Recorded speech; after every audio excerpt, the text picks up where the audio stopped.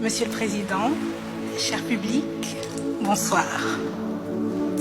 Alors, lorsque j'ai abordé auprès de certains amis et certaines connaissances le fait que j'interviendrai sur la thématique du Congo belge, avec la question Congo belge assumer ou s'excuser, systématiquement j'ai vu les visages de mes interlocuteurs se crisper. À ce moment, j'ai compris que le sujet était encore quelque peu brûlant. Quoi qu'il en soit, je suis présente et j'affirme que le Congo belge, il faut l'assumer. Assumer ne veut pas dire oublier. Assumer ne veut pas dire légitimer.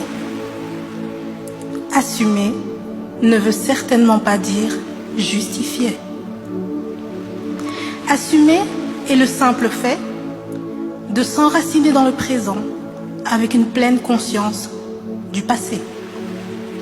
Assumer, c'est donc dire qu'il y a eu des crimes, qu'il y a eu des pillages lors de cette colonisation.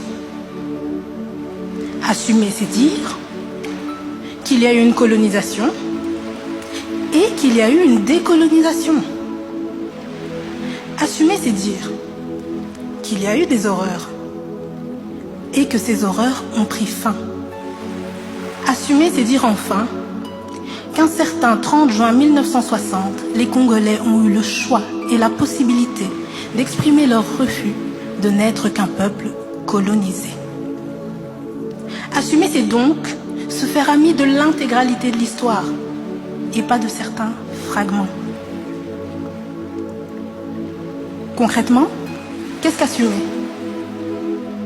Assumer une colonisation, c'est en parler, c'est en discuter, c'est en débattre, c'est la critiquer et par-dessus tout, c'est en soutirer des leçons. Assumer, c'est ce que la République démocratique du Congo aujourd'hui, ancien Congo belge, fait tous les jours, en parlant de sa colonisation, en l'enseignant, en la chantant jusque dans son hymne national. Assumer, c'est ce que le Royaume de Belgique ne fait pas. Vous savez, je suis née et ai poursuivi toute ma scolarité en Belgique, donc des maternelles jusqu'à aujourd'hui en 2e année à l'université. Et depuis ma 3e primaire, on m'enseigne fièrement la résistance belge lors de la Première Guerre mondiale, les 3 jours où les troupes belges ont résisté et ont fait front aux troupes allemandes qui voulaient rejoindre Paris. Donc on me vante 3 jours. Mais jamais on ne m'a parlé des 80 années de la colonisation belge au Congo. On me vante 3 jours. On m'en cache 31 025. Alors, comment expliquer ce complexe sur la question coloniale? Cher Président, cher public, j'ai ma propre théorie. Là où on peut reconnaître au Congo une décolonisation manquée, on doit reconnaître à notre royaume une colonisation et une décolonisation manquée, double échec.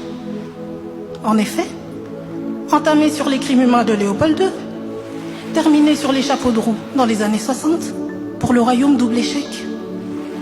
Alors notre royaume, plongé dans sa mélancolie, n'assume pas son double échec. Et dès que l'on dit Congo, les visages se crispent, la Belgique se cache, la Belgique se braque. On comprend bien que ce n'est pas la Belgique qui hante le Congo. C'est bien le Congo qui hante la Belgique. 57 années que notre royaume n'a plus de colonies. 57 années que la Belgique tente d'oublier. 57 années qu'elle n'enseigne pas l'histoire coloniale, qu'on n'en parle pas, qu'on ne l'aborde pas. 57 années que la Belgique essaye de s'oublier, devient étrangère à elle-même. 57 années que le royaume s'aliène. 57 années que le royaume s'auto-aliène. Alors, je vous interroge, chers adversaires,